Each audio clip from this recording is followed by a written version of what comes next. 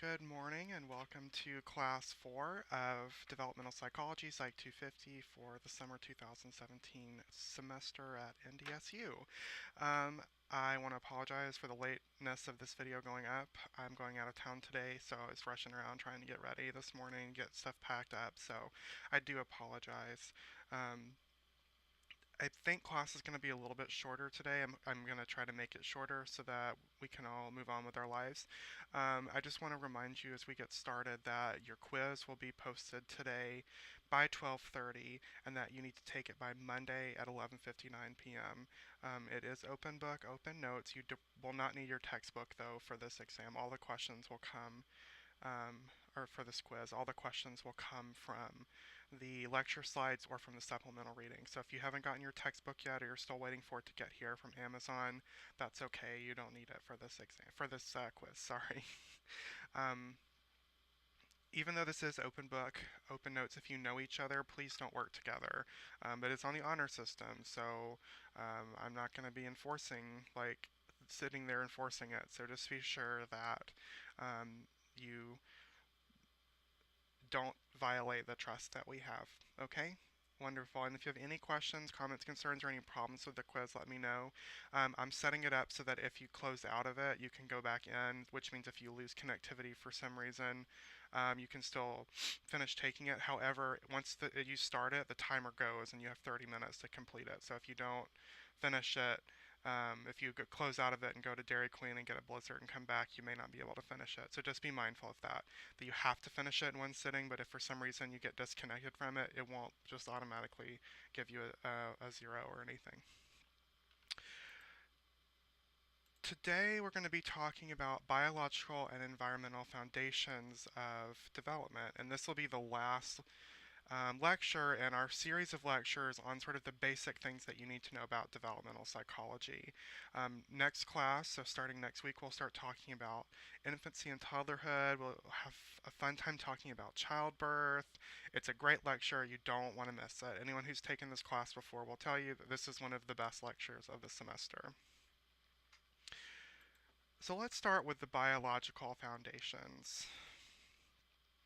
So this is going to be kind of an overview of basic biology. I apologize. I'm probably not going to do as good a job as maybe, Dr. Momsen in the NDSU biology department, but I'm going to do the best I can. So if any of my friends at NDSU biology, shout out to Kirk, Rachel, and Jen, don't judge me. Please don't judge me for my very basic overview of biology.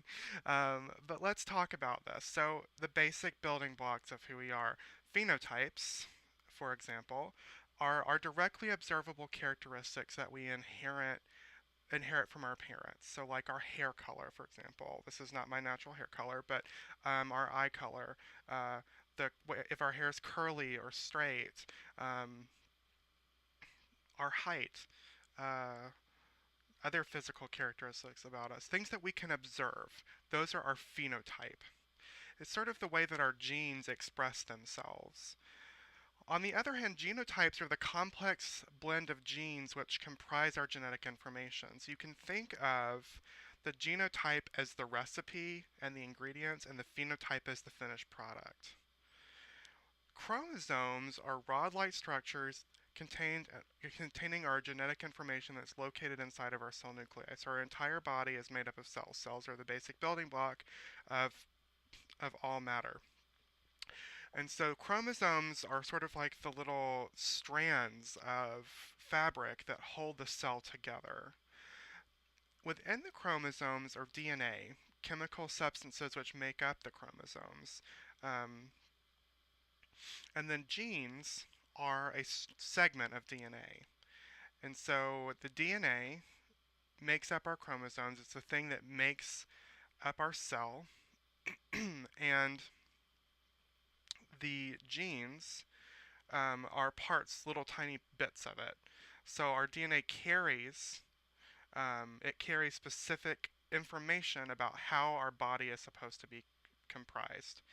And we'll talk later about how different hormones, different environmental factors, different biological factors can cause these genes to express themselves in different ways so that we end up with our phenotype. So just to kind of take you in a closer look, this is your fingerprint. It's like, you know, basic identifying part of who you are. This entire picture represents an array of cells. And if you were to pull up a cell, there's a nucleus inside the cell. So this whole thing is a cell. It's the little tiny things that make up all this finger.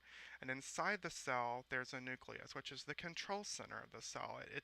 It's where the DNA is located. And inside the cell, we've got our DNA, or I'm sorry, our chromosomes. So this is our chromosome. And within the chromosome is our DNA, which is this little strand right here. And within the strand of DNA, or within this whole thing of DNA, we have a single strand right here, and this makes up a gene. And this could be the gene for skin color. It could be the gene for skin softness. It could be the gene for, you know, anything. Now, when human beings are formed, they're formed when two cells called gametes combine. And so gametes are cells that are contributed to us from our parents. So sperm is the gamete that we get from our fathers, and the ovum is the gamete that we get from our mothers. The ovum is an egg, the sperm is a little tiny thing that swims up the fallopian tubes into the ovaries. And so we'll talk about, well, not into the ovaries, but into the ovum that has been expelled from the ovaries. We'll talk more about that next time, though. Meiosis then occurs, and meiosis is a process which splits the gametes in half, and there are 23 chromosomes in each gamete. So it splits in half, and then a new thing is formed called a zygote. And a zygote is the combined half gametes.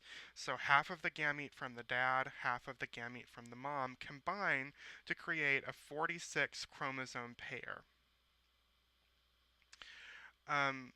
Or 46 total chromosomes. And so zygotes contain autosomes, which are matching pairs of chromosomes. And there are 22 pairs. Of the 46 total, there are 22 pairs that are autosomes. The 23rd pair, the last pair, are the sex chromosomes. And they determine sex. They determine your biological sex, or how your cells will express themselves in a reproductive fashion. And so typically what we see, if there are two X chromosomes, a person develops female reproductive structures. So ovaries, a vagina, uterus, etc.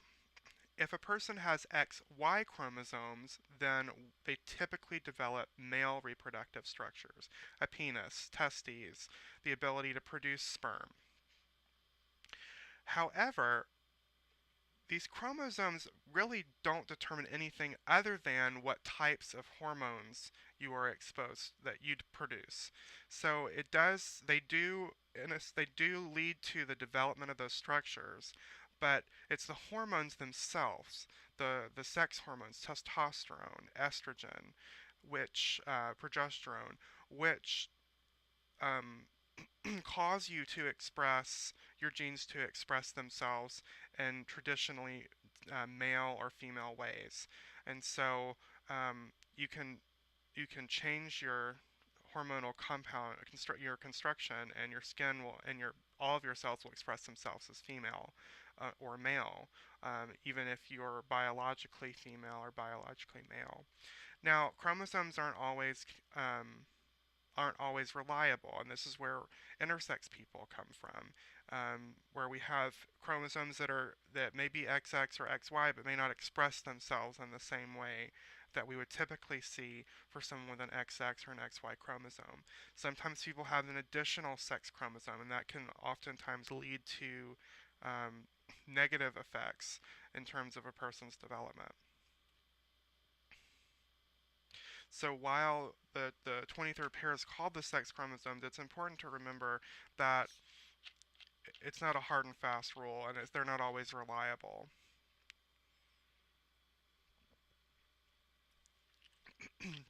when it comes to the way we develop sexually or the gender identity that we have.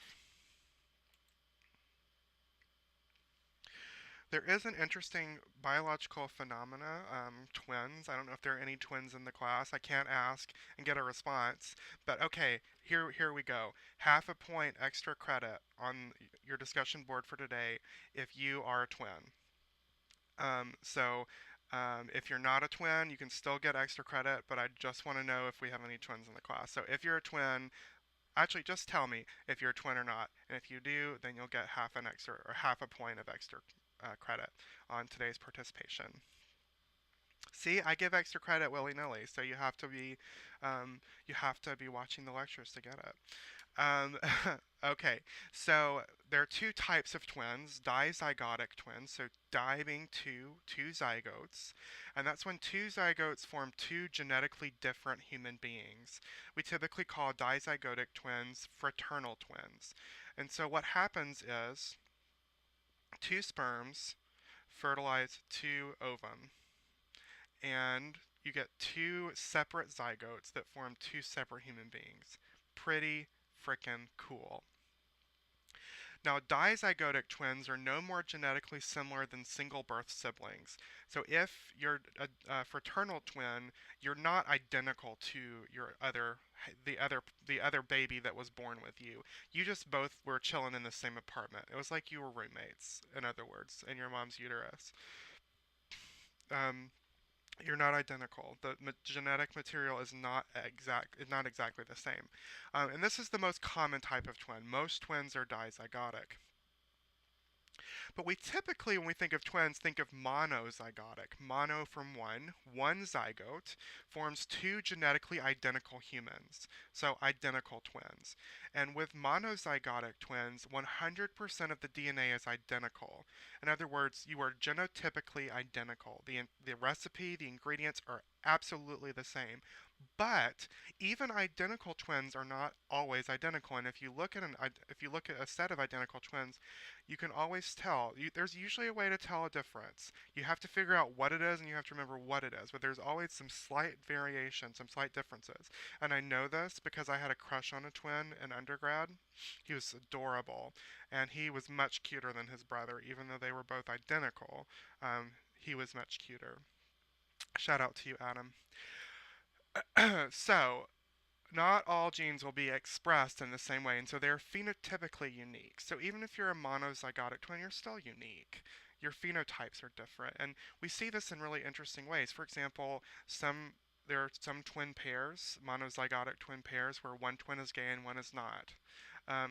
There are some monozygotic twins where one twin has an allergy and another does not. One may be a little bit taller than the other. Usually it's not that much. It's not that noticeable, but you can tell a difference because we phenotypically are all unique. Our genes express themselves in different ways. So we've been talking a lot about phenotypes and genetic expression. Well, what is genetic expression? Genetic expression simply is the way that the genes that are located on our DNA elect to develop or elect to present themselves to the world. Um, an allele is a specific form of a gene. And there are two different types of alleles that you could have. The first are homozygous alleles. Homo, same, zygous, zygote. Um, these are identical alleles from the mother and the father. In other words, the mom has the gene for brown hair, the dad has the gene for brown hair. And when you have homozygous alleles that are contributed from both parents, you will have that genetic trait.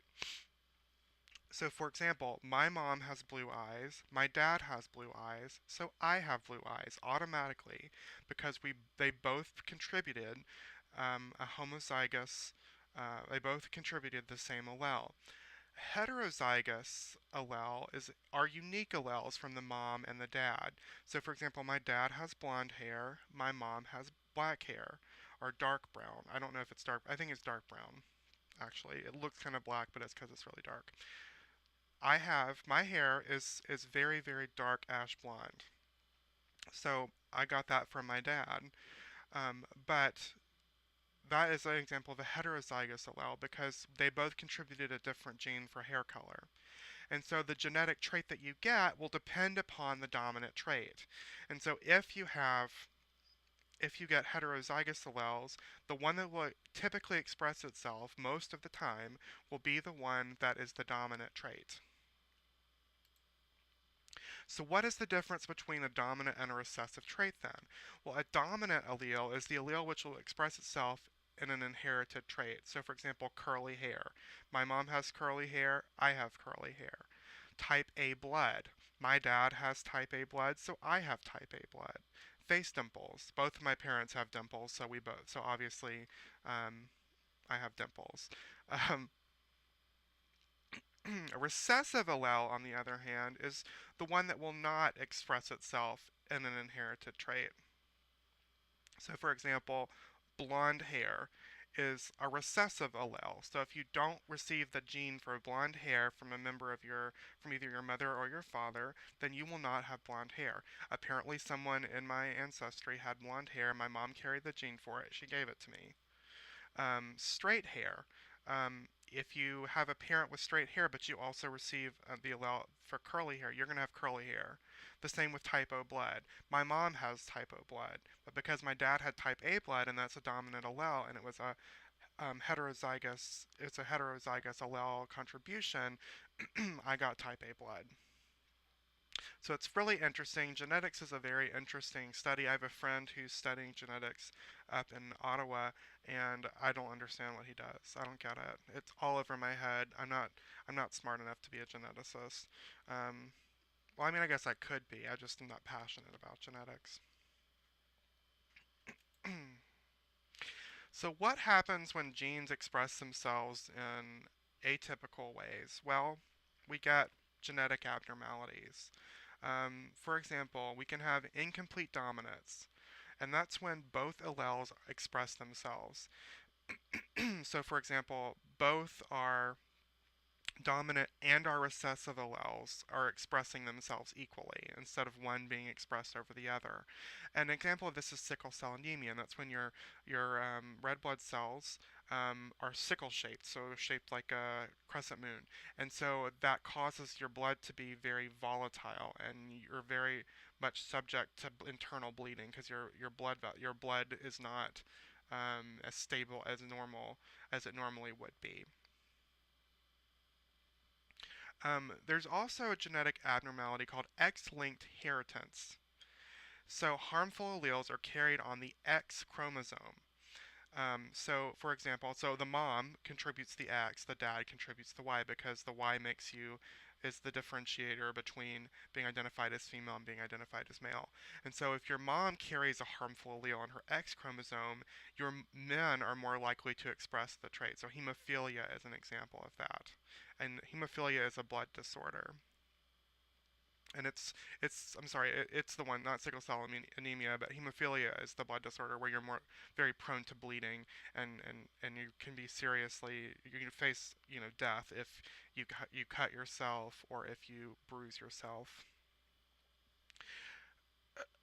Genomic imprinting is another genetic abnormality, and this is when certain traits are expressed regardless of dominance or recessiveness. In other words, if you carry the gene or the trait, it doesn't matter if it's recessive or not, it's going to express itself automatically. And then chromosomal abnormalities. This is when you have extra chromosomes. An example of this is Down syndrome or broken chromosomes, and these can cause certain developmental changes that are not ideal. And if you want more information about these, I'm just giving you a basic overview, but if you want more information about this, you should take a biology class, or you can read the textbook. The textbook goes into a great deal about it, but I didn't feel it was necessary for us to go into too much detail about it in this class. When it comes to reproduction, genetic counseling can help couples determine the risk of reproducing.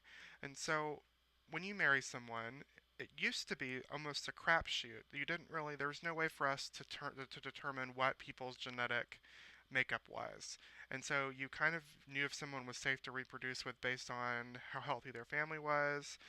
Instinctively, we kind of men are drawn towards larger women.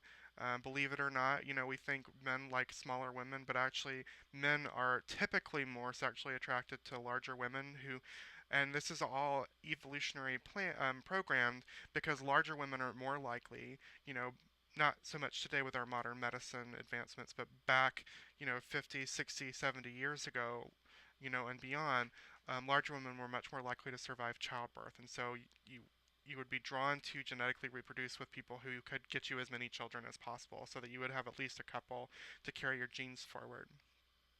But today we have the ability to do a karyotype of a person and we can look at their entire genetic makeup and see, okay, this person carries the trait for this and this and this and this.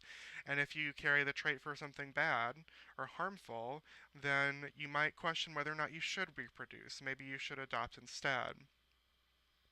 And these are called prenatal diagnostic methods, and these help couples to get scientific and medical predictions of genetic issues which are present in fetuses. This happens, of course, after you have conceived a child. I'm sorry if that was confusing. Genetic counseling is prior to reproduction, where you're doing a karyotype. Prenatal diagnostic methods, this is when you're able to do the testing on the fetus to see if it's how viable it is, if it's going to have any problems. You can do ultrasounds that can detect a lot of problems. Maternal blood analysis is another way to just kind of check and see if everything's okay. Adoption and surrogacy are options for couples who can't reproduce due to genetic issues, infertility, and same-sex relationships. So adoption obviously is, working with the state or with a private agency to become the legal parents of a child that has been abandoned or orphaned for some reason. Adoption is wonderful. I plan to adopt one day. I was on the fence about it, but I've been nannying this summer, and I'm just completely in love with this kid. He's so sweet and wonderful, and I have to tell you a story. I've been sitting him the first half of this week because the family had some daycare issues, and I typically just nanny on the weekends. And I made the kid. I'll call him Little Sir. So I made Little Sir mac and cheese for lunch, and he loves mac and cheese. And I'm not a huge fan of mac and cheese. I have eaten a lot of it because it's cheap and easy to make, I'm sure you all know. And I made the mac and cheese, and I served it to him, and he was like, "Oh, this is so good!" And he kept going on and on about the Kraft macaroni and cheese, and I'm like, "What's Kraft macaroni and cheese? Obviously, it's gonna be good." But also, like, I'm a college student and have been so for the last 7 years. Like, I'm really good at making mac and cheese. You should try my ramen noodles. Um, and I pour a mean bowl of cereal, and uh, and then, we were eating lunch and he looks at me and he says, "I love you." And I was like, I want a kid. I want my own kid to tell me, to give me affirmations like this, to tell me I'm a good cook and that I'm loved. So it's probably a good thing I can't reproduce because if I could, I probably would have a child. Anyway, surrogacy it's not a new thing, but it's becoming more common. This is where you find a donor to provide an egg and or sperm, or both in some cases, and then a donor to carry the child to term. And actually, scientists are working on a method to reproduce a baby without the use of a human being. So that's pretty cool. And I just read an article where trans women can have a uterus implanted now, and it successfully it allows them to reproduce. So it's amazing what our modern medicine and modern science can do. It's pretty cool. So let's move past biology to environmental foundations. And I am much more into the environmental stuff because I am a social psychologist and not a biologist. So I'm more interested in this part of the class.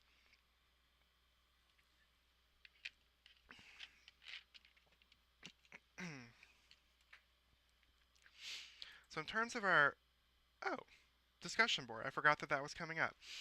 So your discussion board for class 4, in the subject put class 4, I want you to answer the following question.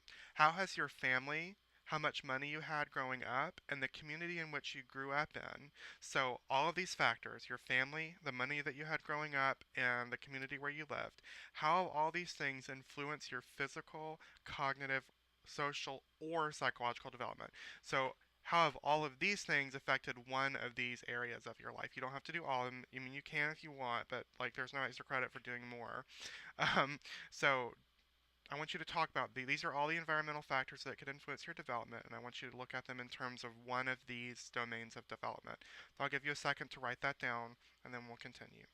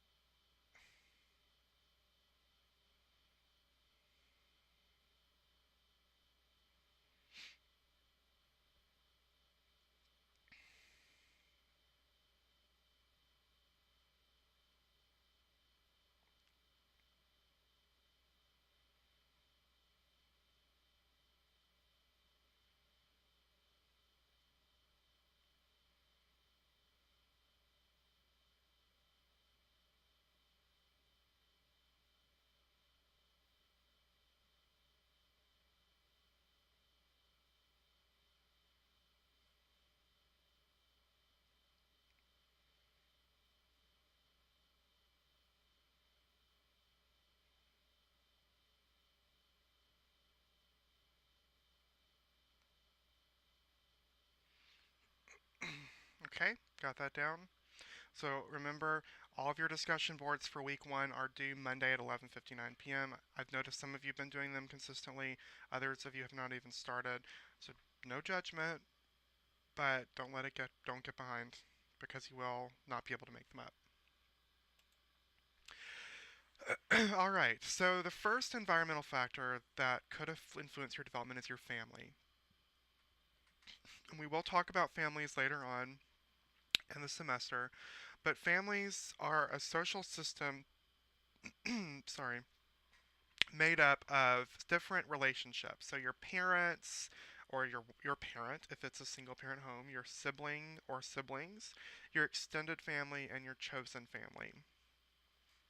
There are two different types of familial influences. The first are direct influences, and these are parents and or your caregiver.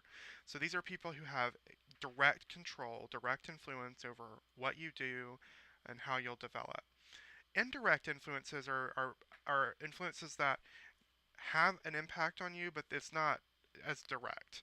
And this could be the relationship quality that your parents have. So if your parents, your mom and dad, or your two dads, or your two moms are fighting a lot, that could affect you. Your relationship or your parents' relationship with your grandparents or members of your extended family could also be an influencer, but indirectly. Because they're not in the home with you. Your parents' relationship is not one that you're having with them, it's just one that you're affected by.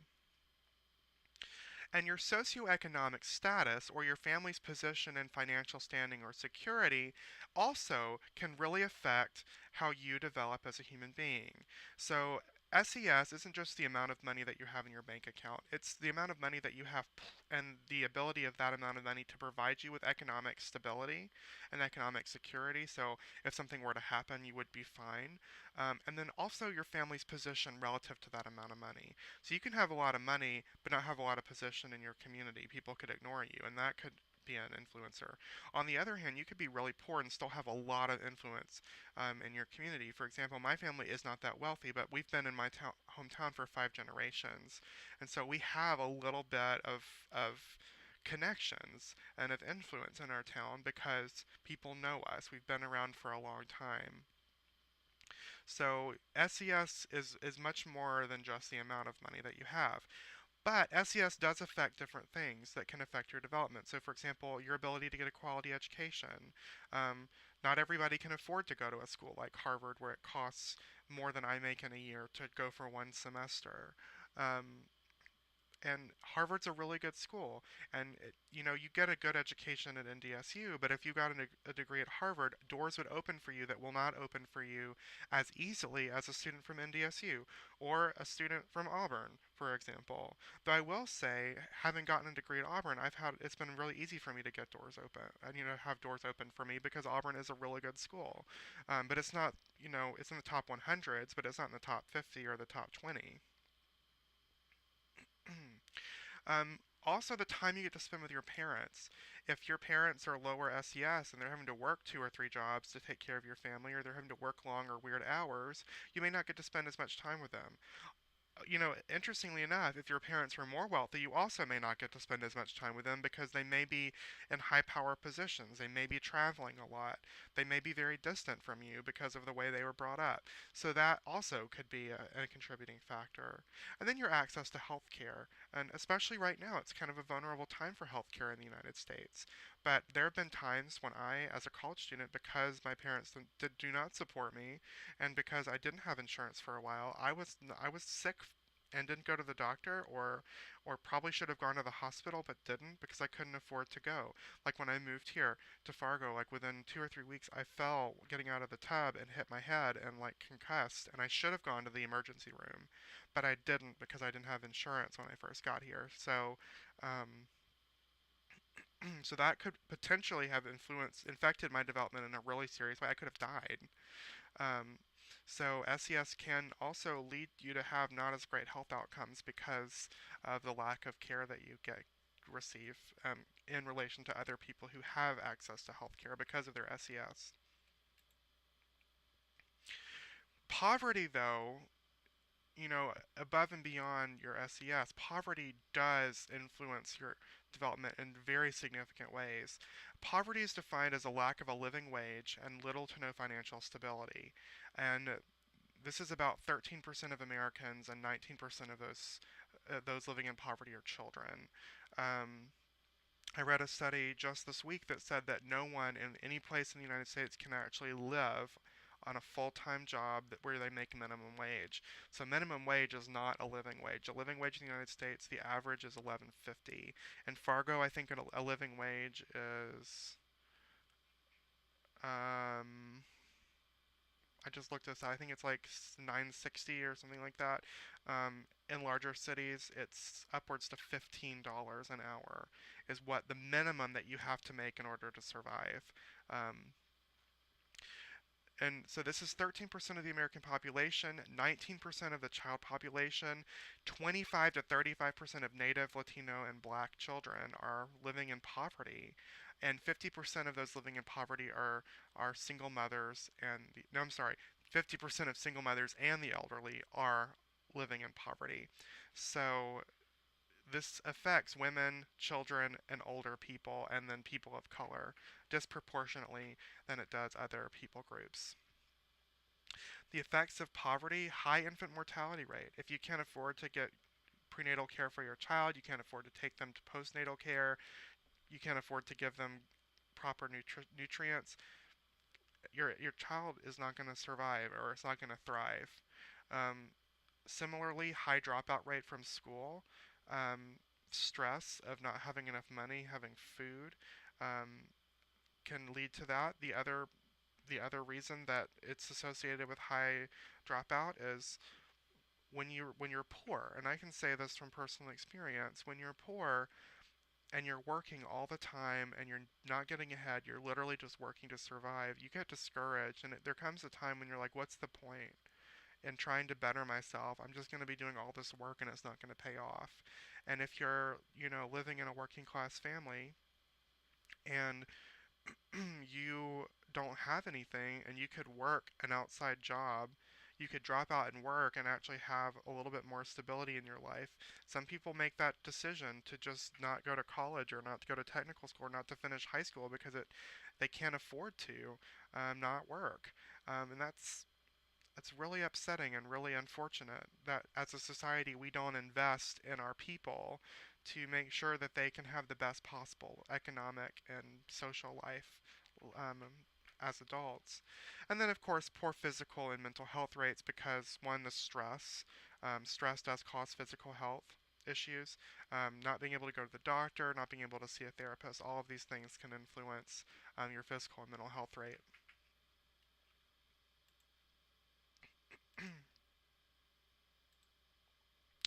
The community where you live plays an important role in your development. Your neighborhood. Neighborhoods with high poverty reduce positive development. You don't have a lot of people with good outcomes, with good lives living around you that can help look out for you. Everyone is having to look out for themselves. And so, unfortunately, poverty tends to cluster. And so it just makes the whole problem worse. Um, Close-knit communities, especially small towns, create stronger social networks, especially for the elderly, which lead to better outcomes. So if you're really poor but you live in a smaller community, you're more likely to have a better outcome because you have more connectivity to other people who could potentially help you. The type of culture you live in also plays an important role. So there are two different types of cultures. A collectivist society, where individuals see themselves as part of a group, and the group is more important than the person, is a type of society that's very common in the East. So in Asian countries, all of those countries are very, very collectivist. The sort of expression is the crooked nail will get bent out, or the nail will get hammered into the floor. Um, in other words, you shouldn't stand out. Everyone should be working towards the greater good of all people. An individualistic society, which is the type of society that we have in the United States and in most Western countries, so Europe, North America, parts of South America, though actually native cultures are very collectivist. Um, but in individualistic societies, individuals see themselves as free agents. In other words, the squeaky wheel gets the oil. The person who stands out gets ahead. The group isn't as important. It's about what I can do, about what I can accomplish. It's about what I can do in my life. And so when you live in a collectivist society, or in an individualistic society with collectivist elements, such as that we see in social democracies, individuals tend to do better because the group is looking out for everyone. It's sort of this it takes a village mentality. So, for example, the European country of Finland, while it's still an individualistic Western society, it's a social democracy, and so there's a lot of collectivist attitudes within Finland. And so, in the Finnish school system, for example, um, learning is collaborative, and they don't have gifted classes. They don't have classes where they put the students who aren't as smart. They put all the students in together, and the smarter students are expected to help the students who are having trouble, the struggling students, to help get them back up to speed. Um, and they learn through the group and through groupthink, and I think that that's really powerful, and it actually has really good effects. Finland leads the world in the quality of their education. Another thing that Finland does that's really interesting is um, they spend about half of their instruction time working on social skills training. And so they actually teach their students how to interact positively with each other. And they've seen a huge reduction in peer victimization and huge gains in academics because students, and in the United States and in Canada, we focus almost all of our attention on academic instruction, academic building, instead of combining that with social skills building. And so as a result, our education suffers because people who are stressed out, who feel unconnected from their classmates, who feel victimized by their classmates, don't do as well in school. And so when you live in a more collectivist society, you do see better outcomes when you live in an individualistic society because it's not every person for themselves. It's everybody is working to help each other get ahead. And I really think that that's wonderful. But I mean, that's just my personality too. I'm a very group-oriented person. So, it's all relative to you. And statistically speaking, though, collectivist societies tend to be much happier and much healthier. So I alluded to earlier in the week that there's this debate about nature versus nurture.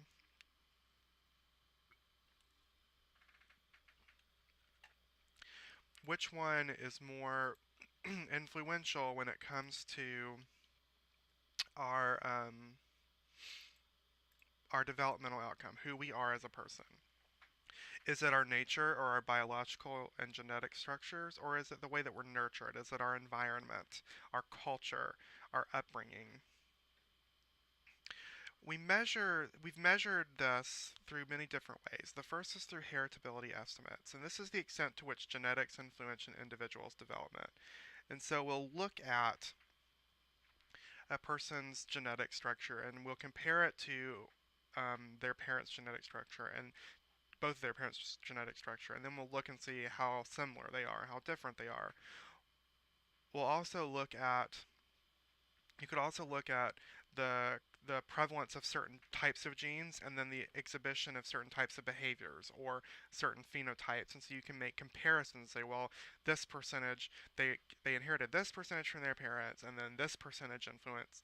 And the general population, there's about this percentage of influence from this gene or set of genes in this behavior. We also have done what's called kinship studies, and this is when you compare family member development. So you compare the prevalence of genes within a family, and you compare the prevalence of a behavior within a family. And if you can make a connection between a person's inherited genes and then the behaviors of the members of their family, then that speaks both to nature and in some degree to nurture as well, because nurture, if you're all in the same environment, you could all be developing in the same way. Another measurement is reaction range, and this is when we measure a genetically determined reaction to environment. In other words, how much does the environment cause our genes to react in certain ways? Do I have the genetic propensity for diabetes, and does that not express itself because I don't eat in a way that is typical for my culture? Um, Canalization is genetic restriction of outcomes. So this could be when your genes restrict certain positive development or certain negative development. Genetic environment correlation. This is a potential theory, and this states that our genes determine the environment we enter. In other words, we have a genetic propensity towards certain behaviors, certain interests, and because of that, we don't go into certain environments. I don't like to work out. I don't like in athletics. It's possible that I have a genetic predisposition towards not liking to work out, and so I choose not to do anything that would require me to do strenuous exercise. Um, Similarly is niche picking, and this is when we choose environments to complement our genes. In other words, we have a certain genetic makeup, and so we put ourselves into environments where we're going to be nurtured and where those genes are going to express themselves in the way that works for us. In other words, what we've come to understand from the nature versus nurture debate is that it's a false dichotomy. There really isn't. You can't you can't you can't attribute all of development to either your biological composition or the way that you're raised. It's a combination of both. They both interact with each other to create to help create us as we are supposed to be and how hopefully we want to be created. Told you this would be a short class. We're coming in at 42 minutes. That's amazing. I hope that you have a wonderful weekend and that you take advantage of this extra time to do the quiz so that you don't have to worry about it over the weekend. As you prepare for Monday for class 5, I want you to read pages 79 to 115. Before you read, though, I want you to imagine that you're told that you or your partner is pregnant. And I want you to think about, do you know what to expect? What would you do? And what I would like for you to do for another half point of extra credit is for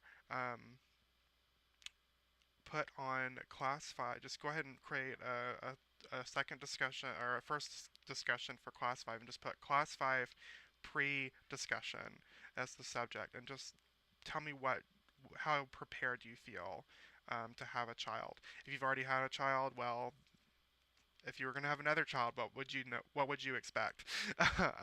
So do that. This will be for the week 2 discussion board. Just do class 5 pre-discussion. You'll get half a point of extra credit towards participation. Remember the quiz number 1 will be available today at 12:30 p.m. Available until Monday at 11:59 p.m. And remember the Tell Me About You survey and the Available Time survey need to be completed by tonight at 11:59 p.m. if you want extra credit. Please let me know if I can do anything. My email, darcy.corbett, CORBITTHALL, @ndsu.edu. Have a wonderful day, and I will see you on Monday.